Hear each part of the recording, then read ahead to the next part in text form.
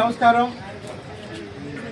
ఏ మనిషి జీవితంలోనైనా అత్యంత విలువైంది ఏంటి అంటే మనకున్న డబ్బు, మనకున్న ఇల్లు, మనకున్న పొలాలు కాదు. నిజమైన సంపద అంటే ఆరోగ్యం. అందుకే కొన్ని వందల సంవత్సరాల క్రితమే పెద్దవాళ్ళు చెప్పారు, ఆరోగ్యమే మహాభాగ్యం అని. మరి వైఎస్ఆర్సీపీ పరిపాలనలో 5 సంవత్సరాల్లో పేద మధ్యతరగతి ప్రజలు ఆరోగ్య సమస్యలతో ఆసుపత్రి పాలై లక్షల రూపాయలు ఖర్చు పెట్టుకొని ఆర్థికంగా చితికిపోయినా అప్పుడు ప్రభుత్వం ₹1 కూడా ముఖ్యమంత్రి సహాయ నిధి నుంచి విడుదల చేయలేదు.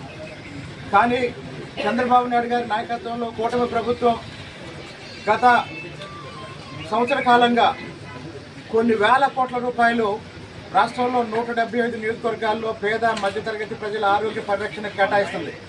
దానికి ఒక ఉదాహరణ ఏంటంటే తిరువూరు నియోజకవర్గంలో ఈ సంవత్సర కాలంలో 2,11,93,226 రూపాయలు ఒక్క తిరువూరు నియోజకవర్గంలోనే గత సంవత్సర కాలంలో పేద మధ్యతరగతి ప్రజలు ఆసుపత్రి పాలై ఆర్థిక భారం మోసినప్పుడు ప్రభుత్వ సహాయం 2,12,00,000 దాదాపు ఒక్క నియోజకవర్గానికే. ఇప్పుడు ఈరోజు 88 మందికి 38 లక్షలు పంపిణీ చేయడం జరిగింది.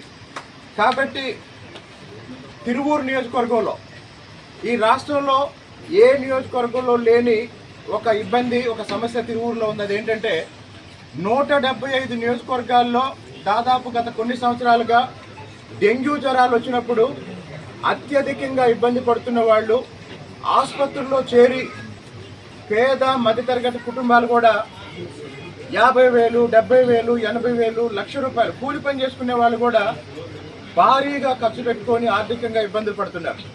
దీన్ని దృష్టిలో పెట్టుకొని ఈ నెల 12వ తేదీ కూటమి ప్రభుత్వం ఏర్పడి సంవత్సరం అవుతున్న సందర్భంగా ఈ నెల 12వ తేదీ ఉదయం 9 గంటలకి నెమలి గ్రామంలో బీసీ కాలనీ నుంచి ఆరోగ్యం ఎలా ఉంది అనే ఒక కార్యక్రమం ప్రారంభిస్తున్నాం. ఆరోగ్యం ఎలా ఉంది, మనం ఎవరినన్నా పలకరించేటప్పుడు ఏమంటాం? ఎలా ఉన్నారంటాం. పెద్దవాళ్ళు అయితే ఏమంటాం? ఆరోగ్యం బాగుందంటారు. ఇప్పుడు చెప్పండి, ఏ పేదలైనా మధ్యతరగతి అయినా ధనవంతులైనా ఇప్పుడు ఎక్కువ మంది ఎదుర్కొంటున్న సమస్య ఏంటి? ఆరోగ్య సమస్యలు.